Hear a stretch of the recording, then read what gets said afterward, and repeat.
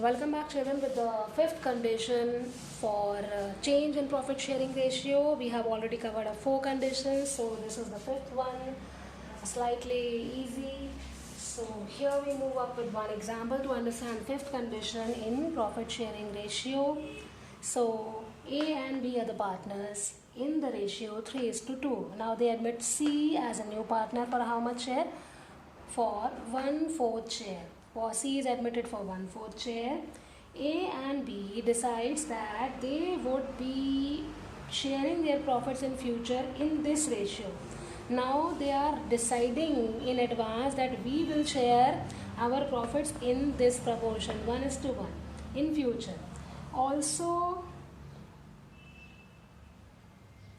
calculate the sacrificing ratio.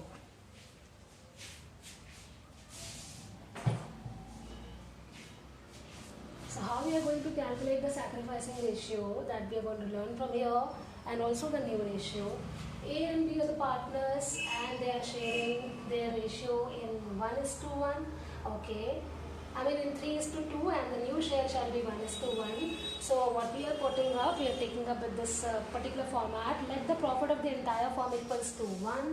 The remaining profit after C's share shall be 1 minus 1/4. It will come down as 3/4. The remaining profit after giving C's share, who is the admitting partner, will be remaining as 3/4. Now if I take up the new ratio, what will be the new ratio that they have already decided? That 1:1 will be the new ratio between A and B. So we will put up 1/2 for A and 1/2 for B, because they have decided deliberately, they have decided on themselves. This 1/2 will be multiplied by 3/4, which is the remaining share left after giving C's share.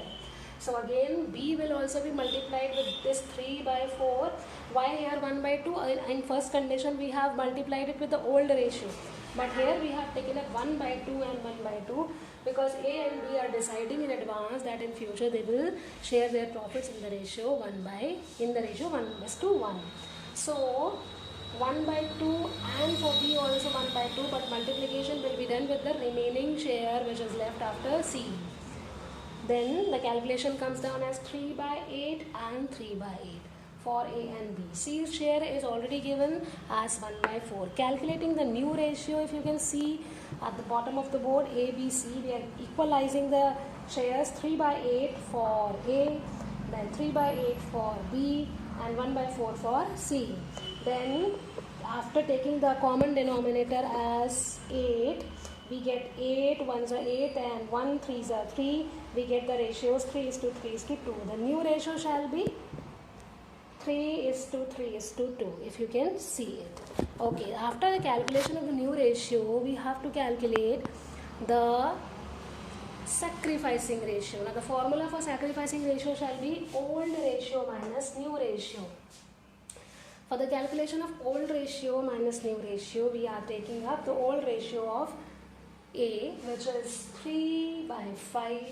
We are taking up the old ratio of B, which is 2/5. We can see it over here. 3:2 was the old ratio of A and B. So here for the calculation of sacrificing ratio, we are taking up old ratio of A 3/5 and old ratio of B 2/5, and we are subtracting the new ratio. Now what was the new ratio? 3:3:2.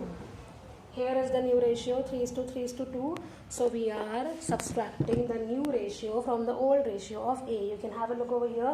3/5 minus new ratio of A, which is 3/8. 2/5, which is the old ratio, minus new ratio of B, which is 3/8. After calculation we get 9/40 and 1/40. So the sacrificing ratio shall be 9:1. Old minus new. This is how we calculate the sacrificing ratio as well in condition 5. I hope that you must have understood the topic. Stay tuned for the next segment.